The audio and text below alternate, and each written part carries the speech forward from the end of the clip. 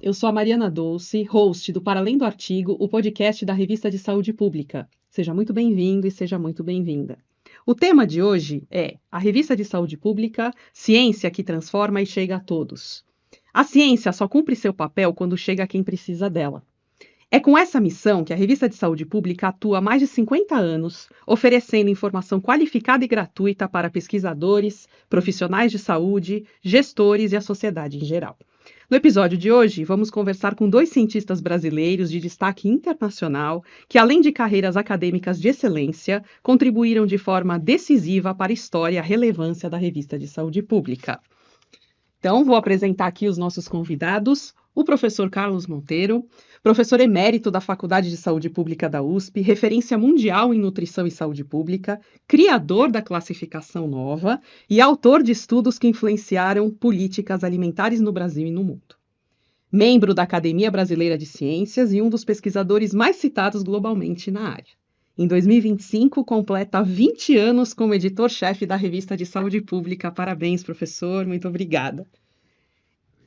E o professor Paulo Saldiva, professor titular do Departamento de Patologia da Faculdade de Medicina da USP, referência internacional em saúde urbana e poluição atmosférica, com trabalhos que embasam políticas de qualidade do ar e mobilidade.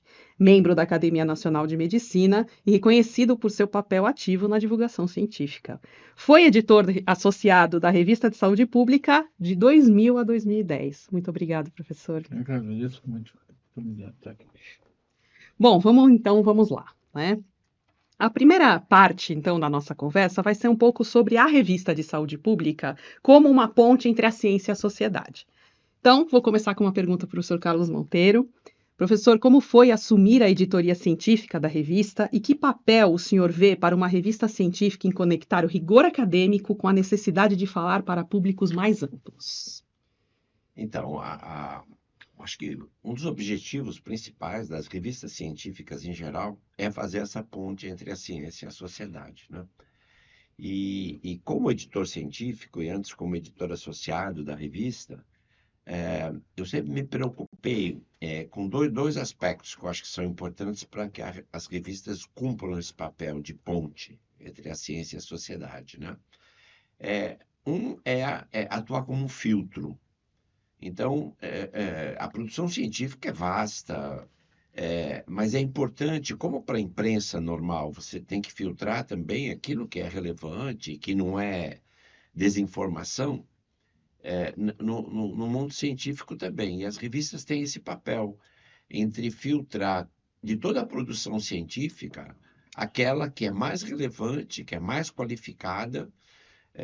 Se ela não fizer isso, ela não está atuando de acordo. E para fazer essa ponte da ciência com a sociedade, ela precisa ter uma linguagem clara também. Porque nem sempre os pesquisadores, eles, vamos dizer assim, eles são bons comunicadores, não é?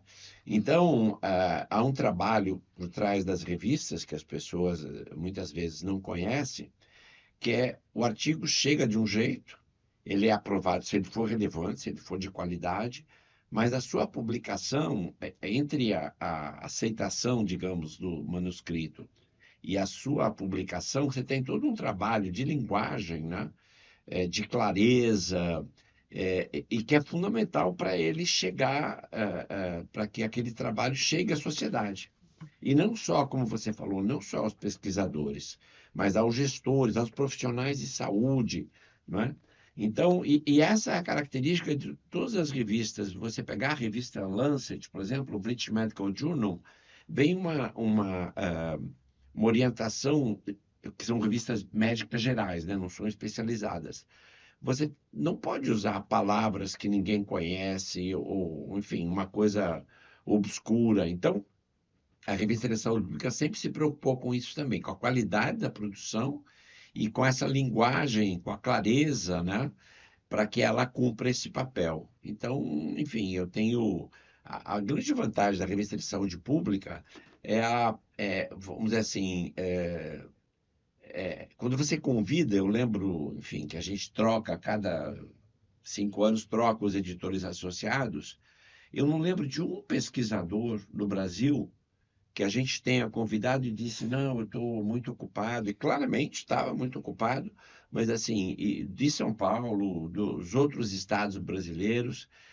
Então, a revista de saúde pública ela é uma coisa muito fruto do trabalho coletivo que envolve a nossa equipe, a editoria executiva, os editores científicos, os editores associados e todo o apoio que a gente recebe, em geral, da comunidade científica da área de saúde pública no Brasil. Na sua opinião, a gente está melhorando em conseguir conectar o conhecimento da universidade com o público? Eu acredito que sim. Eu acredito que sim. Não, eu precisaria de evidência disso, né? Como um cientista. Eu precisaria. A minha sensação, assim, intuitiva é que sim, a gente tem melhorado. Claramente, a ciência tem buscado. Porque a saúde pública, ela trata de doenças de massa, né? Epidêmicas ou pandêmicas. E essas doenças, obviamente, são importantes para a sociedade, né? Até pela sua frequência, pelo Uhum. dano que elas causam, né? Então, a pesquisa nessa área, ela procura diagnosticar, identificar os problemas, mas também eh, pensar nas soluções, né? E essas soluções vão influenciar políticas públicas, porque esses problemas coletivos de massa, a solução deles depende de políticas públicas, né? De vários tipos, regulatórias, vacinação, enfim, várias cuidados básicos de saúde. Então, você tem várias formas de atuar em relação a esses problemas, né? E eu acho que a comunidade científica tem sim estudado a questão da Covid, por exemplo, foi um grande problema. A gente teve uma resposta muito rápida da comunidade científica brasileira. A questão ambiental, né, que o professor Saldiva é um especialista, né? Especificamente do Brasil, quais são os problemas ambientais no Brasil e como a gente pode fazer progresso. Eu acho que assim, a comunidade científica, pelo menos da área de saúde pública, eu acho que ela ela é muito bem integrada, ela é muito compromissada com os problemas que a gente tem no Brasil de saúde pública. Uhum. Muito bem. Professor Paulo Saldiva, o senhor também atuou como editor associado da revista. Como era nessa época, então, selecionar esses artigos? O senhor tem essa memória, né, de que, além da qualidade que tem que ter, elas provocavam um debate, influenciavam políticas? Eu aprendi muito, né? Mais do que eu pude contribuir, a revista contribuiu comigo, para mim, né? Porque eu venho de uma área disciplinar, né? Eu atuo como médico ainda, faço diagnóstico, né? Eu trabalho com autópsia, também com biópsia do hospital. Então, a saúde pública, ela tem meu diagnóstico, sim, de fora da revista, né? De uma outra unidade.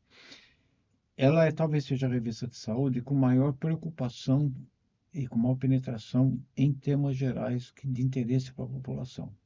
Por ser saúde pública, por ser agora aberta online, e ela está junto dessa e também por ser pública, no momento onde a pesquisa, o investimento na universidade e na pesquisa públicas vem passando por uma crise global, ela dá uma coisa que eu chamo de é, ao fazer um texto mais claro, e eu até me atrevo que deveria ter junto de cada artigo, além do resumo e do graphical abstract, se tivesse uma pauta escrita por um jornalista para traduzir para a atleta Saper. Um resumo para população geral, ou que servisse como gancho para um jornalista saber o que está, traduzir para ele o significado. E por que é importante o significado? Eu acho que eu vou usar o exemplo do HC e do Hospital das Clínicas que eu trabalho, né, na faculdade. Eu sempre digo para meus amigos lá da faculdade, e com uma certa que às vezes alguns entendem, outros não, que se fechasse a faculdade de medicina da USP hoje, a grande parte da comunidade que paga impostos para nós não ia sentir nada, ou então dizer, olha, é um bando de almofadinha que está de costa para a sociedade, que vai trabalhar em hospitais é, de elite e que está de costas para... Quer dizer, ninguém vai sair. É que nem quando queimaram a Biblioteca de Alexandria 3 vezes, a população não saiu, né? Porque aqueles 1,5 milhão de pergaminhos que tinham lá não significavam nada para a população e também não conseguiram fazer apoio, ligação com o governo, nem com os romanos, nem com os árabes e depois com os católicos, né? Então, eu acho, agora, experimenta fechar o INCOR, o Instituto do Câncer, ou o Instituto Central. Aí você vai ter uma mobilização. Então, eu não vou negar que a Discovery Science, a ideia da pesquisa, ela é fundamental para o progresso, né? Mas a compreensão, o apoderamento de por que uma pessoa miserável que está sobrevivendo tem que contribuir com uma fração do ICMS para manter um sistema público de pesquisa e de próprio financiamento de pesquisa, ela precisa ser melhor, não é tão óbvio assim. Quando a USP foi fundada em 1934, era um grupo muito pequeno que entendia isso de uma forma mais clara. Agora não. Então, esse papel, a saúde pública, para mim, é a revista de saúde que eu mais tive a ideia de que você podia dialogar com a sociedade, tanto pelo tema como pelo espírito como ela foi colocada, tá? Tem artigos que eu vejo na Nature Medicine que eu não entendo o título. Então, você vai ter que... Você imagina, você tem que...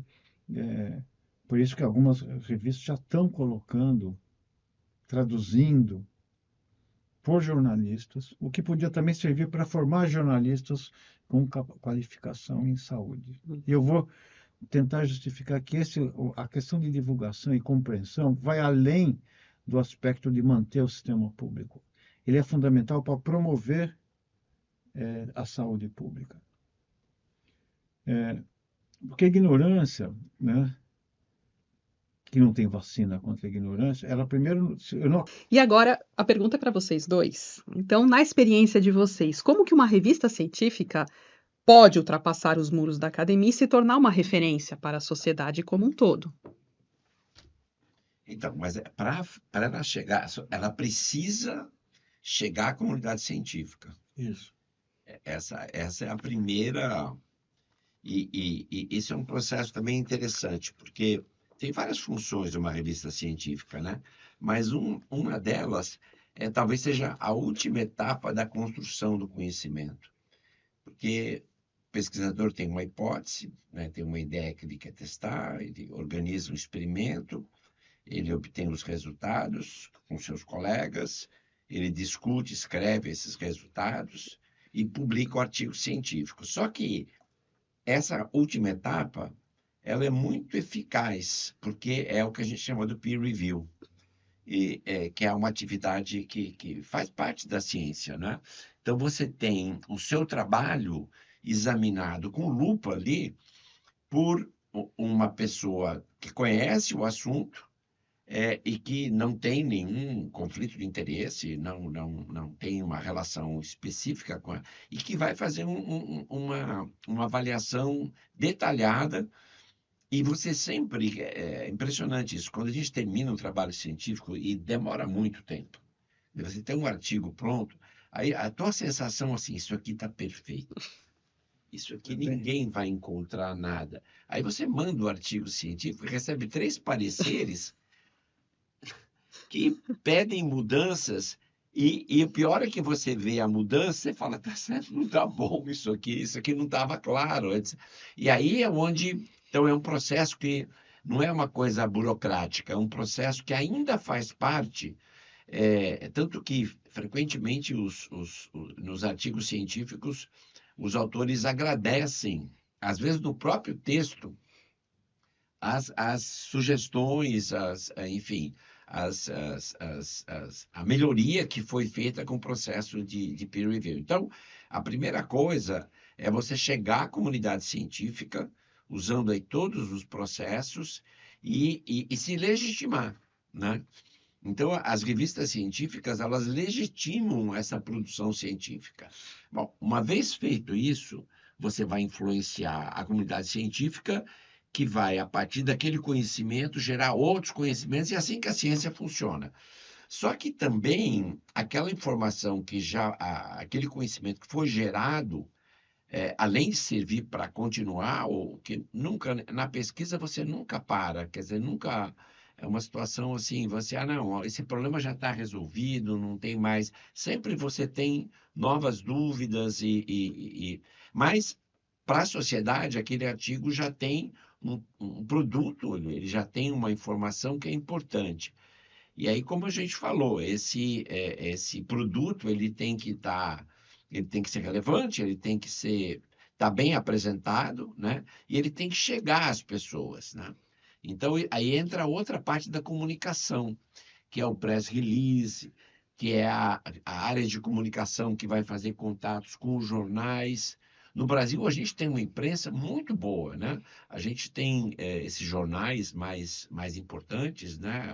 Folha de São Paulo, Estado de São Paulo, Globo e vários outros veículos.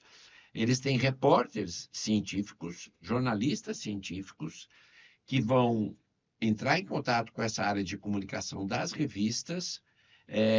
A saúde pública tem conseguido fazer muito isso, de chegar e através da imprensa, dessa imprensa maior, chegar no restante da sociedade, né?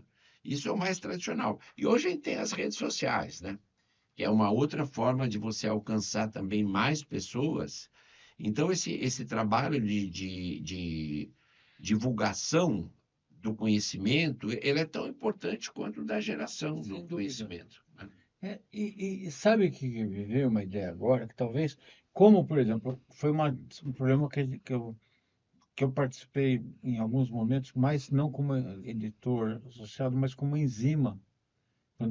Porque o EA tinha uma revista que tinha um problema. Ela já tem um público cativo, que é estudantes que vão fazer vestibular, políticos, era o congresso mais lida no Congresso por assessoria parlamentar, Uhum. né?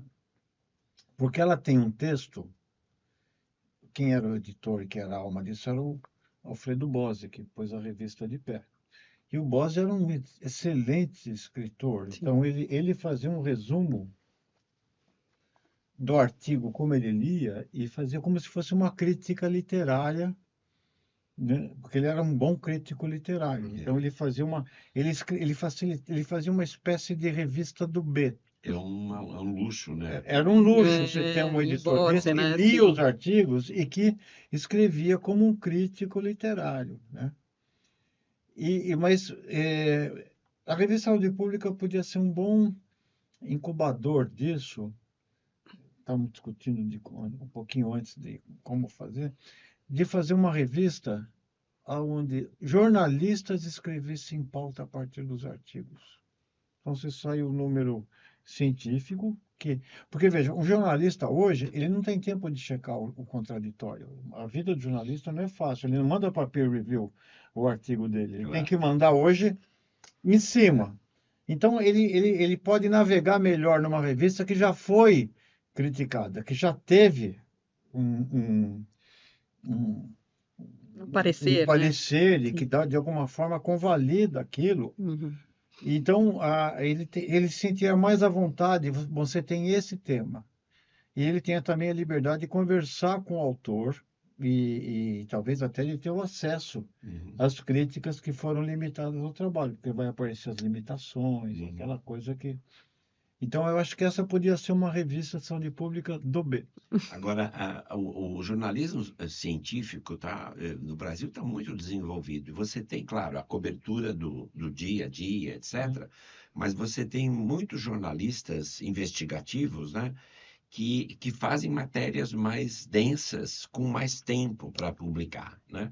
E isso é muito bom. Você tem a informação, aquela coisa da conjuntura, mas você tem esse jornalista, ele é quase um pesquisador, né? Pois é, por isso que aqui podia ser escola de formar os futuros desses. Verdade.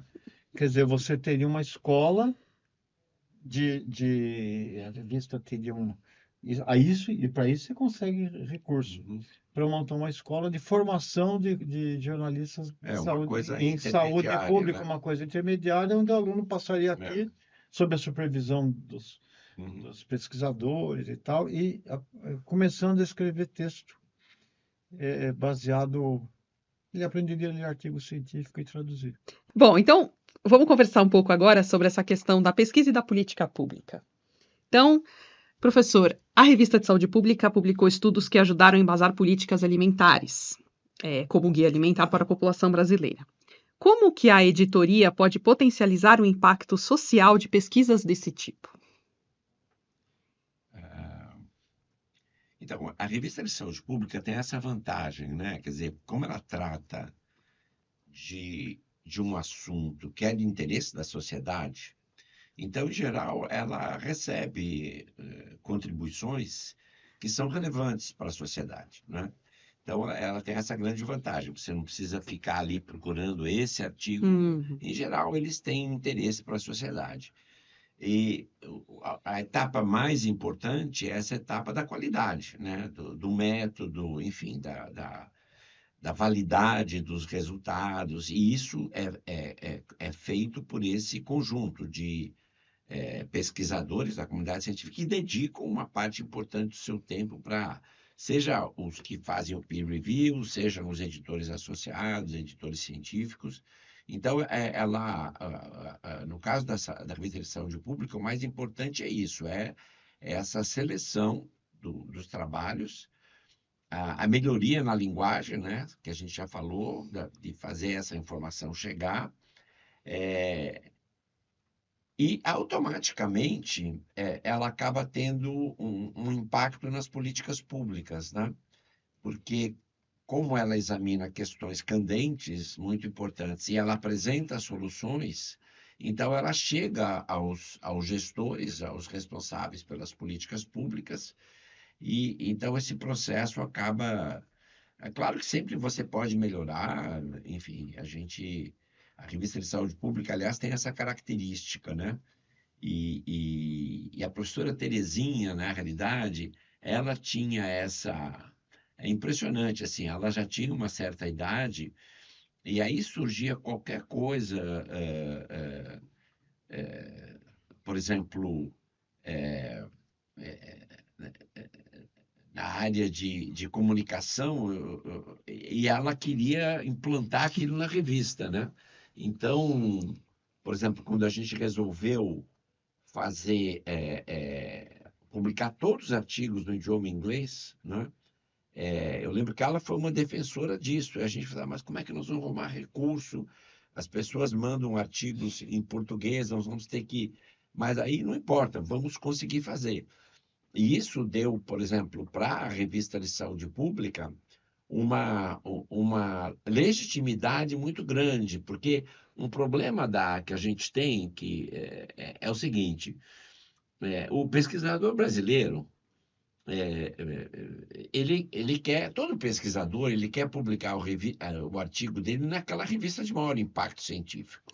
E, inevitavelmente, você sempre começa com aquela revista que é número 1, como ela tem uma política de aceitação de artigos muito restrita, publicam às vezes 5% ou menos dos artigos, então o mais provável é que o artigo não chegue a alcançar a prioridade para publicação. Aí você vai descendo, né? E o que a Revista de Saúde Pública proporciona, porque eu acho que isso é muito importante, e por isso que ela tem essa qualidade que se compara, não, claro, as revistas que estão no top 1%, mas ela se compara com essas revistas do bloco ali intermediário. Várias revistas americanas, por exemplo, o American Journal of Public Health, tem um fator de impacto não muito maior que a de saúde pública. A revista de saúde pública dos países escandinavos, a gente às vezes estava com impacto superior, né? Então, essa é uma coisa importante da revista de saúde pública. Ela oferece um espaço onde o pesquisador que tem um artigo ali importante, que gostaria eventualmente de publicar numa revista dessas mas ele não quer publicar numa revista que não vai ser lida, que não vai ter impacto científico. Então, A tradução para o inglês, por exemplo, permite que e hoje a publicação online e o acesso aberto que a gente tem na Revista de Saúde Pública, você publicou hoje, amanhã, o mundo inteiro, a comunidade científica inteira, tem acesso àquele artigo no idioma inglês, bem escrito, bem formatado, né? E eu tenho a experiência assim, pessoal disso. Eu tenho vários artigos que eu publiquei na Revista de Saúde Pública e que tem um número de citações enorme, né?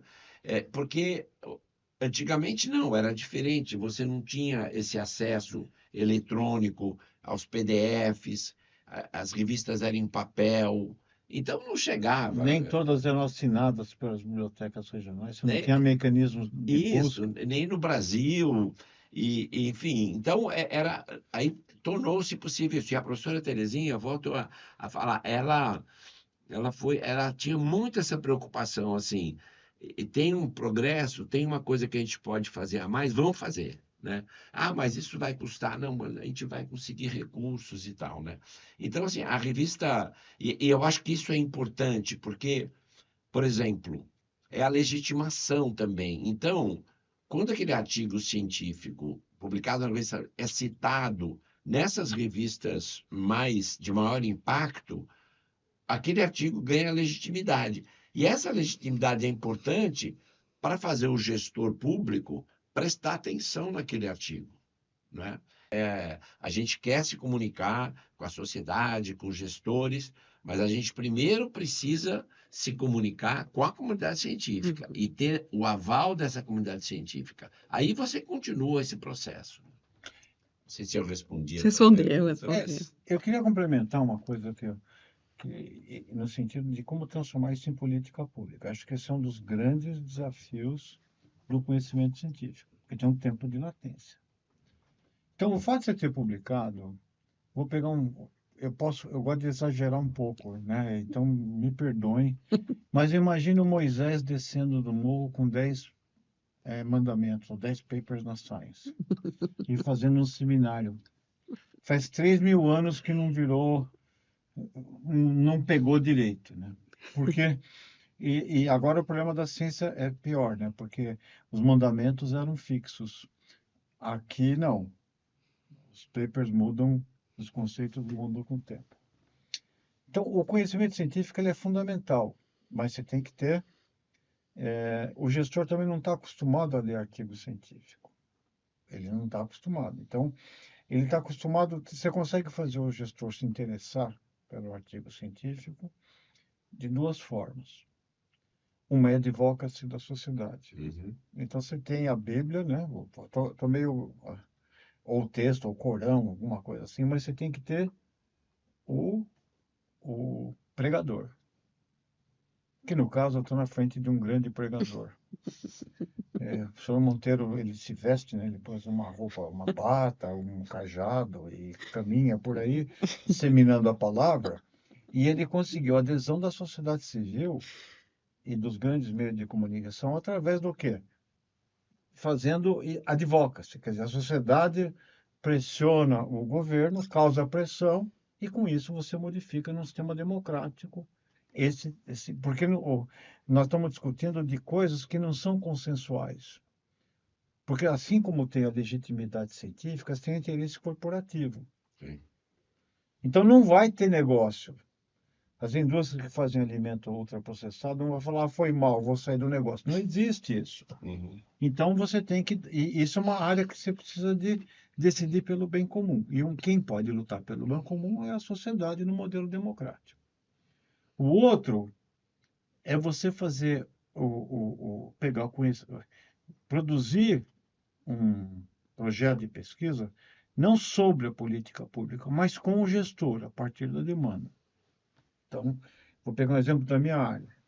Há um interesse legítimo hoje, por causa das mudanças climáticas, disso das zonas de preservação permanente. Como é que você mantém viável isso? O governo quer fazer isso.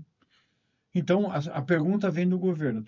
Eu vou definir agora áreas costeiras como o fator dominante, por questões até de elevação de oceanos e logística e tudo, né? Então, essa demanda nasce do gestor. Aí você tem mais chance disso virar política pública se ela foi concebida com e não sobre.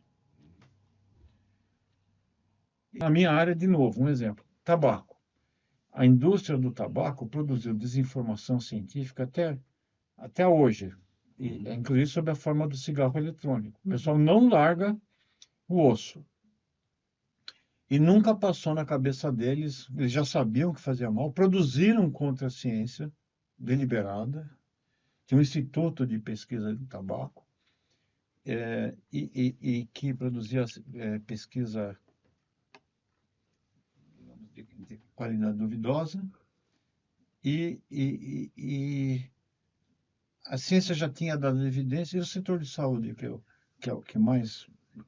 eu vejo biópsia de pulmão, né? Sim. Se você ficasse ficado só na tua caixa de saúde, você aumentava, no caso da saúde, o número de vagas de pneumologista, radiologista, cirurgião torácico e oncologista, e ficava cuidando do gelo. Então, a saúde tem um papel de falar em nome da sociedade protetora do ser humano. Quer dizer, na parte de alimentação, alertar, na parte dos riscos ambientais, na parte do trânsito, que morre 50 mil pessoas por ano e a gente não regula velocidade, se vai trabalhar com... Então, essas questões que vão complexas, a saúde tem um papel de fazer grude entre diferentes esferas de política, ser um elemento integrador. Então, por isso que eu digo, e a saúde pública de todas as áreas, eu acho que é a que mais atrai, já espontaneamente, ela já nasce com interesse coletivo, sem precisar provocar muito. E foi a saúde pública que fez muita política. Foram as pestes, foram as febres que provocaram políticas urbanas, e o urbanismo nasce da saúde, não é o contrário. Então, eu acho que tem o saneamento. Quer dizer, a saúde coletiva foi o fator que promoveu muitas áreas da gestão e de setores específicos das áreas de governo. Então, aproveitando, a gente pode então conversar um pouco sobre a questão do acesso aberto, né? Que ambos citaram. A revista é uma revista de acesso aberto, mas o acesso não significa automaticamente a compreensão. Como que se torna o conteúdo de artigos científicos mais acessível sem perder precisão? Isso é coisa que o cientista não sabe fazer. Nem é todos, né? Alguns sabem, mas por acaso do destino, das características de cada um. A regra é que ele não consiga. Você vai em reunião, o indivíduo acha que está sendo claro, e de repente ele escorrega e começa a falar coisas que para ele é óbvio, para a comunidade que ele frequenta é óbvio, mas não são para a sociedade. Sim. Por isso que eu acho que devia ter e a assessoria de imprensa, ou a divulgação que a gente faz na universidade é muito assessoria. Quer dizer, ela funciona reativa à demanda externa, e não propositiva. Você devia deliberadamente falar: nós temos uma coisa que eu acho importante por tal coisa. O que a gente está propondo, e traduzir o que aquele artigo significa e colocar. Sob alguns aspectos, o jornal da USP funciona como e pela rede, nós temos 1.300 rádios universitárias, mais ou menos, se eu não estiver enganado, tem uma rede de jornais. Então, quando tem baixa de temas tipo tragédia, ou tiro, ou qualquer coisa que os nossos telejornais, né, fraudes, né, a gente concorre com coisas que são muito difíceis, né? Todo dia. Todo dia. O Brasil é uma fábrica de produzir desencantos, né? Com as pessoas, né? Manchetes. E manchetes que geralmente são mostrando alguns aspectos que a gente não está passando por um momento muito feliz, digamos assim, do mundo, né? Sim. Não é só o Brasil, mas acho que o mundo não está bom, né? Sim.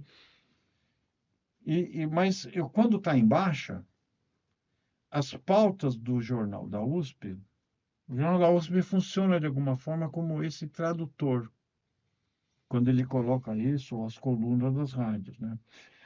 Mas é muito esporádico. Eu acho que a saúde ela compete também com outras áreas. Então, eu acho que, sem prejuízo do Jornal da USP, da Agência USP de Inovação, você podia fazer um papel de formar, de novo, formar, utilizar esse conteúdo rico que a saúde pública coloca, no sentido de produzir pautas e aí passar isso ativamente para as agências da grande mídia, né? Penso também em tema na TV Cultura. Sim, A TV Cultura é uma TV pública, só fala de filosofia, de temas, você vai à noite. É, né? Tem que ter um espaço para discutir saúde, né? Inclusive com os valores filosóficos, contando ética, equidade, sim. acesso à desigualdade. Então, eu acho que a TV Cultura cabe, né? Porque ela amplifica.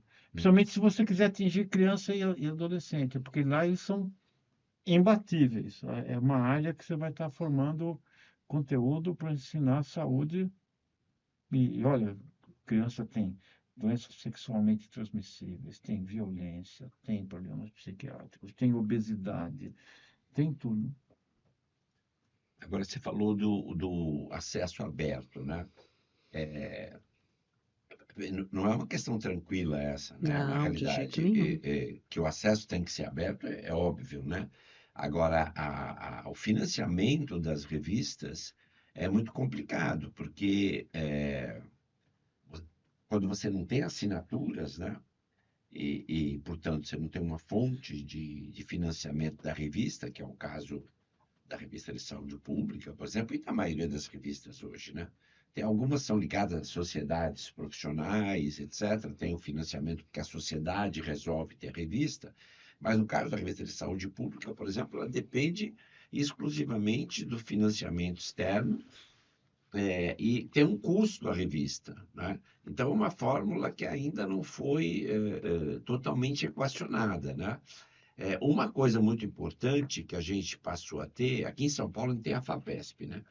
E a FAPESP, ela tem já há muito tempo, ela tem, quando ela financia um projeto, ela tem uma reserva técnica que tem uma previsão já Isso. de pagamento de taxas de publicação de artigo, né? Então, esse é o modelo, mas outros estados brasileiros já não tem. A revista pública publica muita coisa do Brasil todo, né? Então, às vezes acontece, o pesquisador consegue um financiamento muito pequeno, os recursos acabam, ele manda o artigo para publicação e ele não tem recurso para pagar nenhuma taxa nem nada. Então, aí é onde você entra o financiamento público, né? Seja no caso da própria universidade aqui, porque nossa revista é da universidade, seja CNPq, seja, enfim, financiando diretamente a revista. Então, assim, isso está longe, quer dizer, não há outra opção a não ser o acesso aberto, né? Na realidade, não há outra opção. Mas o que a gente precisa pensar é no financiamento. E a Revista de Saúde Pública, todos esses anos aí na editoria científica, e outra vez eu lembro da professora Terezinha, né? E agora da professora Ângela, todos os dias buscando recursos, buscando financiamentos, aplicando para todos os editais e tal. Então, é uma coisa que não é tranquila. Mas, a outra coisa que você falou, tem o acesso aberto, mas como faz o conhecimento para chegar? Aí eu volto outra vez a falar na revisão por pares e na editoração final do artigo, né? Nessa revisão por pares, isso é uma coisa que nem tudo, não é muito valorizada. Os artigos científicos, em geral, têm uma introdução, tem um material em métodos, tem os resultados, tem uma discussão. Nessa discussão é onde os autores do artigo têm mais liberdade de considerar as implicações do trabalho dele, né? Ele pode fazer especulações, E até as limitações. as limitações, claro, Uhum. importante, mas ele pode fazer, vamos dizer assim, e aí onde ele vai chegar mais perto do problema. Ele vai examinar o que está se fazendo atualmente, em termos de política pública, e como é que você poderia avançar naquilo. E aí é onde ele tem que ter mais coragem, né? E criar uma narrativa que vai chegar ao gestor público. É interessante que a discussão é o momento que mais se aproxima do indivíduo sair do papel de cientista e falar um pouco como cidadão. Exatamente. A discussão está impregnada Isso. com um pouco mais E com a na, subjetividade da. na saúde pública, completamente, né? Porque você está. Então, às vezes, os autores são muito. Ficam com receio, vamos dizer assim. Não, o que eu observei, a minha hipótese é essa, os meus resultados são esses, e é simplesmente na discussão repete os resultados todos, né? Não, a discussão não é para isso. A discussão para dizer é o inglês do so what, né? Então, assim, você chegou a isso e por que que isso é importante, né? Então, se você já tem no artigo isso elaborado, e aí é onde os revisores têm um papel maior. Os revisores, em geral, são pesquisadores mais experientes, que podem dizer para um pesquisador, olha, você pode ir além aí, você pode propor alguma coisa. Então menos, né? Porque, Menos. Então menos, né? A gente discutiu vários aspectos, diferentes fases da formação da publicação, né? Como é que se divulga, como é que você faz política pública. Mas se a gente tiver num pronto-socorro, você vai fazer o que tem que. Qual que é a primeira coisa que você faz para manter o sistema? O professor Monteiro já falou. Qualidade e acesso aberto. Tá? A qualidade depende da gente, o acesso aberto depende de dinheiro. E essa discussão é central no mundo. O que é bem comum, o que é commodity? Conhecimento é commodity, é comum, não é commodity. Quer dizer, o autor da revista, o autor que escreveu o artigo, ele está compartilhando o conhecimento que ele gerou, Uhum. mas que retém para ele. E quem lê, pega e não paga nada. Então, isso não existe modelo de precificar isso. Na área que eu mexo, que é ambiente, ar, água, solo, né, são commons. Mas você tende a precificar transformando em commodity. Então, e você não tem. Então é muito fácil, porque o indivíduo que tem commodity, ele consegue falar, eu gerei tanto emprego, eu gerei tanto dinheiro, então ele consegue ter um argumento. O bem comum depende de valores que vão além do dinheiro. Você pode precificar em termos de dano, tal, mas você só fala o que você perdeu, não o que você ganhou. Ele diz o que ele ganhou, né? Então, essa discussão, até para quem quiser ver, veja os trabalhos da Elinor Ostrom, que fez toda uma, ganhou o Nobel de Economia, acho que em 2008, e que o problema dela era exatamente isso. Como é que você precifica commons? A saúde foi um common, né? O Sabin, o Salk ganharam algum dinheiro? Nenhum. Uhum. O Watson e o Crick não patentearam a molécula do DNA, não fez como segredo de propriedade intelectual. Agora não. A produção de insumos, ela passou a ter um valor, né? A pesquisa, a guerra, as indústrias bélicas passaram a pôr valor e sigilo no desenvolvimento científico, que é uma coisa do tempo atual. E na pandemia, a gente via que muitas vezes, antes de você divulgar nas melhores revistas científicas, o laboratório fazia um press release e as ações dele subiam no dia seguinte. Você estava transformando o desenvolvimento científico, uma interferência de RNA, estudando uma nova forma e fazendo virar commodity. Se eu fosse da USP, eu manteria como. Algumas coisas como. Quer dizer, o investimento que você faz na manutenção da divulgação do conhecimento, das revistas de divulgação científica das universidades públicas deveriam ser financiadas. Ela não precisava financiar todas, ela podia colocar se você atingir tal nível de excelência dentro da tua área, você ganha o benefício de ser financiado. Enquanto não houver um sistema melhor. Enquanto não houver um sistema melhor. A gente não é uma revista que você paga na revista, na coisa, e você está vendendo, alguém produz uma coisa, você compra e fica com a revista. Mas a revista é mantida com pagamento. Se você colocar pagamento, o acesso, principalmente para pesquisadores que são de áreas mais que tem menos chance de financiamento. São Paulo tem uma situação muito Muito. peculiar, Sim. mas eu posso detectar garantir informações sigilosas aqui que eu vou divulgar, que o satélite da NASA, que foi buscar evidência de vida em outros planetas, fotografou São Paulo e a USP. E tem vida inteligente fora da USP, aparentemente, e fora de São Paulo. Há evidências fortes disso.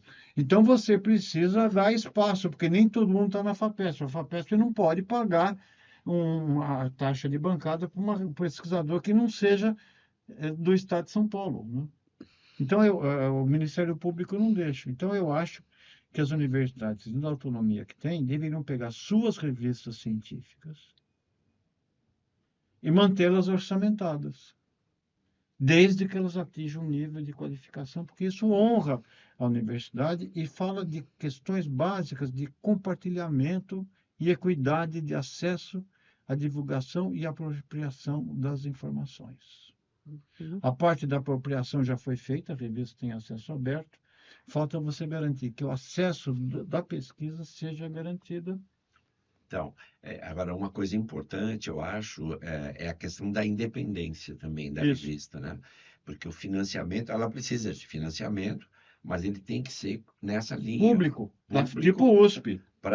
Porque senão a gente várias vezes foi abordado, né, com opções de financiamento privado, e a revista nunca aceitou esse tipo de financiamento, né? Porque realmente você acaba perdendo a independência. Tem até uma história interessante que eu passei agora. Tem esse laboratório Novo Nordisk, né? Isso. Essa potência, né? E ganhou dinheiro por causa de um efeito colateral, né? Um efeito colateral. Mas enfim, a receita anual da Novo Nordisk é maior do que a Dinamarca toda. Então, assim, é uma coisa. E eles acabaram. Um pesquisador que foi lá para essa Novo Nordisk e que tinha uma relação muito forte com a indústria, enfim, e com a indústria de alimentos, tipo Mars, ele é assessor da Mars, enfim. Ele se incomodou com essa coisa da classificação nova, com esses conceitos que a gente propôs e tal, e aí ele desencadeou um processo ali numa universidade de Copenhague de financiar alguns professores ali para criar uma que eles chamavam Nova 2.0, uma classificação melhor, que corrigisse, etc. e tal. E aí ele começou, a professora recebeu esse recurso, eu pedi para ver o projeto, ela nunca mostrou o projeto, não tem nenhum projeto, o dinheiro foi passado para fazer... O tabaco fez isso. Exatamente.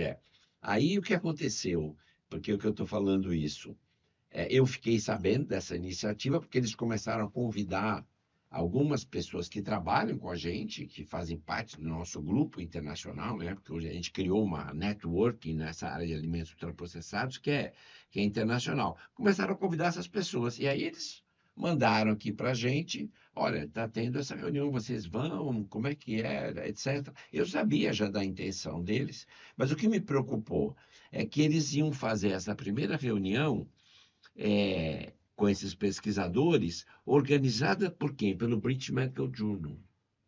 Então, eles tinham conseguido que o British Medical Journal organizasse essa reunião. Isso é uma coisa que as revistas científicas estão fazendo agora, como uma forma de financiamento, né? Por exemplo. Pois é. E eu acho que a gente já começou a falar de legado, né? De futuro, apesar que futurologia é um exercício, né? Especialmente no Brasil. Especialmente no Brasil, mas falando um pouco, né, desse legado da Revista de Saúde Pública. Então, quais foram, na sua opinião, professor, as maiores conquistas editoriais da Revista de Saúde Pública no seu período e quais ainda vão permanecer? Então, primeiro eu tenho que falar que o que eu fiz nesses 20 anos foi continuar o trabalho do professor Foratini e da professora Terezinha. Então, na verdade, eles imprimiram essa característica da revista, né? E uma dessas características é assim, a gente não pode parar. a gente precisa inovar, a gente precisa melhorar, precisa ficar antenado nas coisas, o mundo vai mudando, o contexto vai mudando. Então, por exemplo, eu já falei disso, a gente, num determinado momento, chegou à conclusão, bom, primeiro que a gente tinha que ter o acesso aberto e tinha que ter os PDFs, então a revista sempre foi uma das primeiras. Ela sempre, e a Cielo, sempre que queria testar alguma coisa, testava com a revista de saúde pública, né? Então, assim, essa característica da inovação, de você estar antenado para as mudanças na sociedade e, a partir daí, modificando, incorporando novos recursos, né? Então, eu já falei dessa divulgação online, que a revista foi das primeiras, a publicação dos artigos, os artigos que a gente recebe em português, a publicação obrigatória em inglês, para você realmente ter um acesso generalizado, o compromisso com a qualidade, não com a quantidade, né?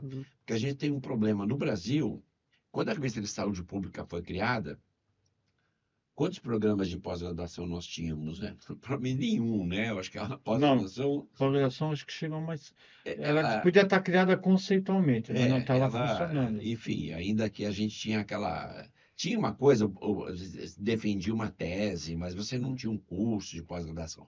Com os cursos de pós-graduação, o que a gente passou a ter? A gente passou a ter um número de pesquisadores, vamos dizer assim, que produzem as teses, enorme, né? Então, a gente sofreu uma pressão muito grande no começo, inclusive no Ministério da Saúde.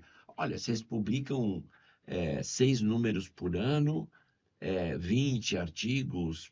O Brasil precisa de mais, vocês precisam duplicar, triplicar isso, tem que ter. E outras revistas seguiram esse modelo, né? E a gente, até por não ter recursos, né? Então, você pega, por exemplo, o Caderno de Saúde Pública, eles estão no orçamento da Fiocruz. Então, se você vai publicar 6 números ou 12 números, é uma decisão... Da Fiocruz, um dinheirinho... É uma coisa nada. Como a gente nunca teve esses recursos, a gente fez muito mais opção pela qualidade. O Brasil precisa ter uma revista de saúde pública que tenha critérios de aceitação de artigo e de editoração dos artigos idênticos às revistas melhores do mundo, né? E esse foi o legado que eu recebi deles, né? E procurei, enfim, mantê-los, não é? E eu vejo o futuro, na realidade, de duas maneiras: mantendo o que a gente já conquistou, assim, não abrindo mão do rigor. Tem uma outra questão delicada, que é a seguinte: a revista de saúde pública é da Faculdade de Saúde Pública. Ela está no orçamento da Faculdade de Saúde Pública. Ela tem um pequeno orçamento, tem muito poucos funcionários, né? Mas ela é da faculdade. E os professores da faculdade, eles são potenciais autores de manuscritos, né? E aí, quando o professor Foratini, ele fazia assim: não, o manuscrito que vem de um professor da faculdade ou vem de qualquer lugar é a mesma coisa, não tem... E ele recebeu muitas pressões, eu também recebi pressões de professores não satisfeitos, que tinham os seus artigos recusados, mas a gente nunca abriu mão dessa independência e da qualidade, né? Então, esse é o legado que eu recebi, é esse que eu gostaria que tivesse segmento, e certamente estará, porque a revista está em excelentes mãos, né? Professor Alexandre, professor João Luiz, e também essa coisa de estar antenado com o tempo. E a questão da comunicação, por exemplo, outra vez a saúde pública sai na frente. Ela tem uma área de comunicação muito dinâmica, né, que usa todos os recursos que hoje a tecnologia proporciona. Então, é isso que eu vejo, assim, a continuidade disso, eu tenho certeza que vai se dar sem problema.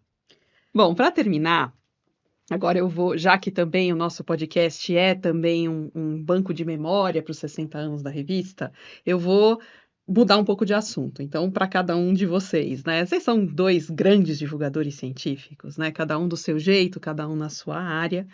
mas são coisas que têm um caráter um pouco mais pessoal. Então, o professor Carlos Monteiro, né, assistiu sua entrevista no Roda Viva em abril, e acho que a gente estava conversando muito essa semana sobre isso. Participar do Roda Viva ainda é uma coisa interessante, né? As pessoas. O senhor até fala isso no começo. Puxa, eu estava esperando esse convite, não vinha esse convite, né? Porque ainda tem um alcance. O Roda Viva ele construiu né? Exatamente. E aí, a professora Sabine Righetti, né, com quem a gente também troca muitas ideias aqui, ela faz um comentário sobre a base de dados Overton, né, que ela fala que a sua ciência circula muito. Então, ela fala que mais de 1.200 documentos de 42 países, incluindo o Brasil, mencionam as suas pesquisas e mais de 170 documentos da OMS também se baseiam nas suas pesquisas. E ainda ela faz esse comentário que também é o nosso. Isso não é fácil, né? Qual é o segredo? Aí o senhor fala assim, é uma parte de uma boa pergunta, né? Será que é isso? Será que também para escrever artigos é assim? Será que esse é o segredo? De onde a gente parte?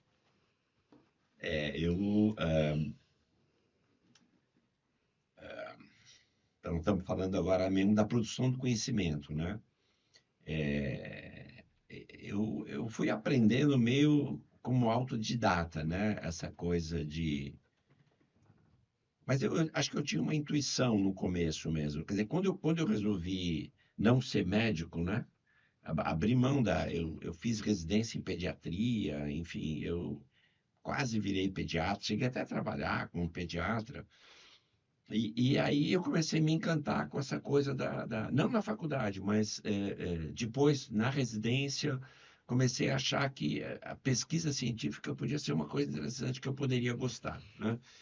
E aí, quando eu resolvi, foi difícil porque eu gostava muito de exercer a clínica, né? A medicina é uma carreira linda, né?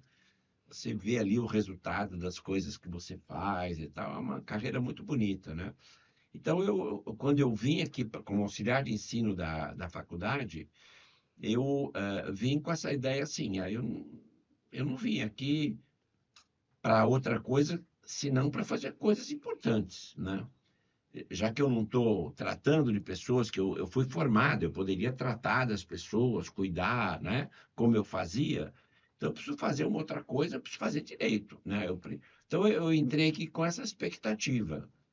Comigo mesmo, né? Eu fiz essa negociação. Eu não vou tratar de pessoas, de crianças, mas eu vou tratar da sociedade, eu vou tentar contribuir para a saúde pública, né?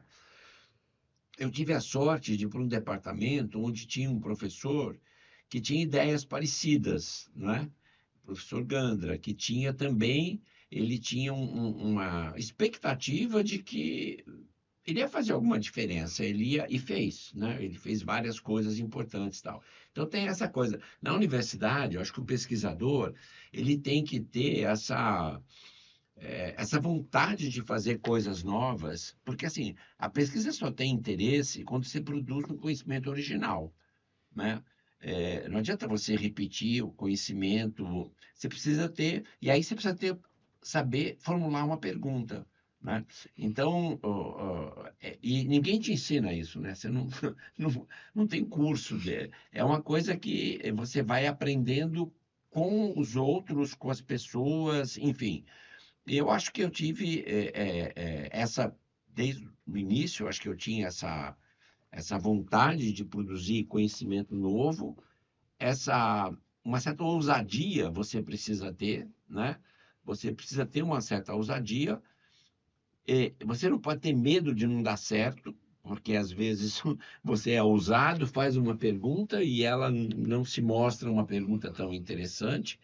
Aí você vai fazer outra pergunta, enfim, você não vai desistir. E a outra coisa é que assim, que a pesquisa científica, pelo menos nessa nossa área da saúde, é uma pesquisa coletiva. Então, assim, ninguém faz. Na área de humanas até você tem isso, né? A pessoa, um pesquisador. Nas artes também você Nas artes, né? Você faz aquilo, é um trabalho solitário e tal.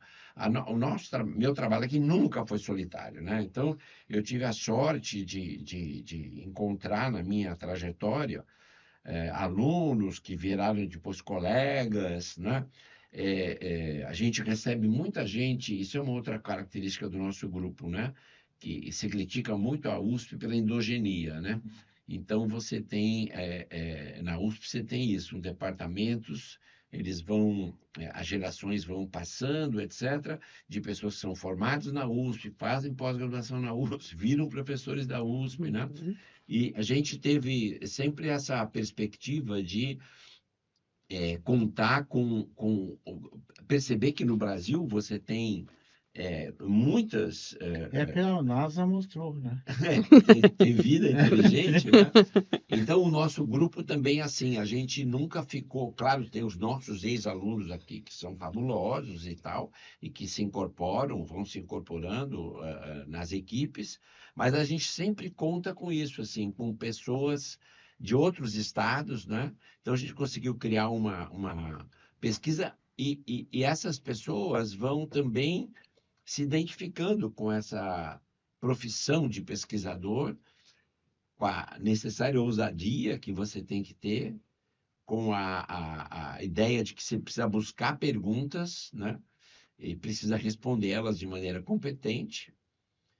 Sendo uma faculdade de saúde pública, você precisa fazer as perguntas não só que não são conhecidas, mas cujas respostas são importantes para a sociedade, são importantes para resolver os problemas da sociedade, né? E a gente tem tido um pouco de sorte também, eu falo isso assim, que você tem um componente de sorte de, naquele momento, a pergunta que você fez, ela adquire uma importância muito grande, né? Acho que na nossa área a relação da alimentação com doenças crônicas virou uma coisa super importante, né? Veja, os Estados Unidos agora, enfim, todos os países do mundo. E a gente teve a sorte de fazer a pergunta certa, na hora certa, de trazer uma resposta convincente, e que acabou tendo essa repercussão toda aí no mundo inteiro, que só nos faz muito feliz, nosso grupo todo. Literalmente no mundo inteiro, né? Professor Paulo Saldiva.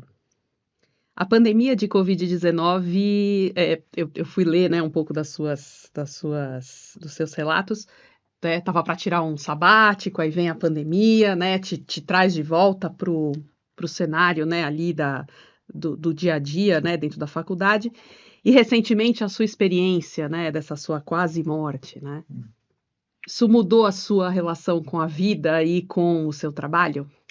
Bom, eu converso muito com as famílias das pessoas que morreram, né? Hum. Então, eu cheguei à conclusão que o mistério está na vida, não está na morte. Porque eu assino atestado de óbito, mas não faço atestado de vida. E eu percebo que a coisa que mantém se vivo é um propósito, é um sentido, né? Quer dizer, a vida é feita de você, não é bater o coração, não é atividade neuronal, não é tudo que a gente define para quando pode tirar o órgão de alguém ou falar que não deu. Ela é um pouco mais que isso. Então, tem gente que morre antes, quando perdeu o propósito. Está solitário, quando não vê uma coisa útil, né? Então, e essa utilidade pode vir desde fazer o bem, é fácil ter sentido na prática da medicina, você pode encontrar isso no varejo ou no atacado. Mas o essencial é ter a vocação para ser pesquisador. Muito bom. Poderíamos ficar aqui muitas Mas horas a próxima vez é conversando. com cerveja e batata Tá frita. bom. Batata frita eu já não sei, mas Não, aqui não pode, mas Aqui para não mim pode. pode ser. Minha parte de colesterol e LDL, né? Foi precursor de testosterona, de cortisol, né? Precisa Não, já que ou um vinho tinto bom com uns pedacinhos de queijo, mas sei. eu acho que o professor está certo, porque como eu faço autópsia, e de criança, infelizmente, a gente já vê placa de gordura em carótida e em aorta, coisa que não devia acontecer. Exatamente. Então, eu acho que eu... Vamos aceitar o vinho com queijo dele, então. ou então, mas eu já estou numa fase que eu faço abdominal, eu sinto a fratura da placa. Muito bem. Então, eu vou pedir para Bom, vocês se despedirem, né, do público que está nos assistindo nesse primeiro episódio do podcast da revista, né? O que vocês gostariam de deixar nessa despedida para a gente poder fechar? Agradecer a audiência e agradecer o convite, né? É uma honra estar aqui com o Monteiro, com vocês, dentro dessa casa que fez tanta coisa, né?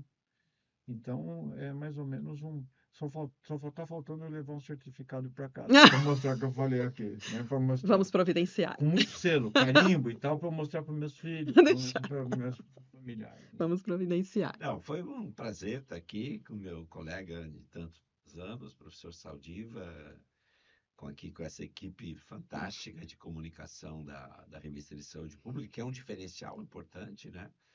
E está dentro daquela ideia da revista nunca parar, né? Sempre ela está buscando formas de avançar. Esse podcast me parece um bom exemplo, né? E foi um prazer estar aqui com vocês. O prazer é todo nosso. Quero dizer que vocês... Eu gosto muito de uma frase do professor Mário Sérgio Cortella, né, que ele fala que a gente não tem que procurar ser famoso, a gente tem que procurar ser importante, porque importante é aquilo que a gente leva para dentro. Nossa. E vocês dois são muito importantes, né, para nós e para a sociedade. Essa frase que eu queria que tivesse no meu certificado. Pode deixar, vamos providenciar. Porque eu ressalto esse Pode deixar, maiúsculo, ele foi pode deixar, importante. pode deixar.